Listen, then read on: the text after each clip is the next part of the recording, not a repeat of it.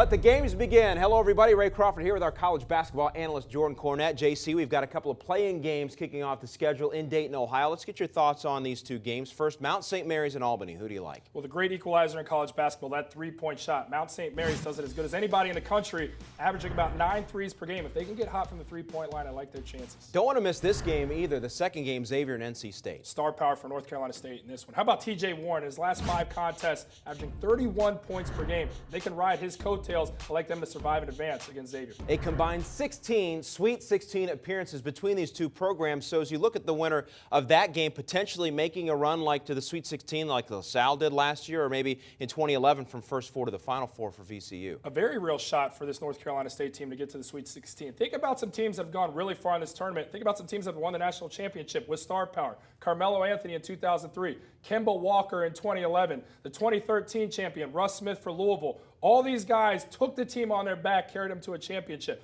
Now, I'm not saying North Carolina State will do that, but TJ Warren's that good that he can take over a basketball game. He's that valuable. I don't think a lot of teams will have an answer for him. Such a dynamic matchup. A guy who can go outside and inside and score from anywhere. Clearly no picnic if you're in the first four. You're either playing or traveling. If you're Chris Mack or Mark Gottfried or any coach, don't you want to try to avoid the early round games like that to stay fresh and rested? Well, I think the logical answer is, you're tested more than everybody. You have to play one more game. But if you win that game, I think you have the advantage going further into the tournament because you're going against a team that at that point may have lost early in their conference tournament, so may have lost on like a Wednesday or Thursday. Now they're waiting a whole week to play in the NCAA tournament, where you've just played a day or two before that, so you know what to expect. Why? Everyone might say it's just a basketball game. It's totally different in the NCAA tournament. Longer timeouts, more frequent timeouts, a new basketball, these bigger NBA arenas, so the depth perception is kind of off for maybe a school that has never played in one, which ultimately may benefit a bigger conference like a Big East who's played there before.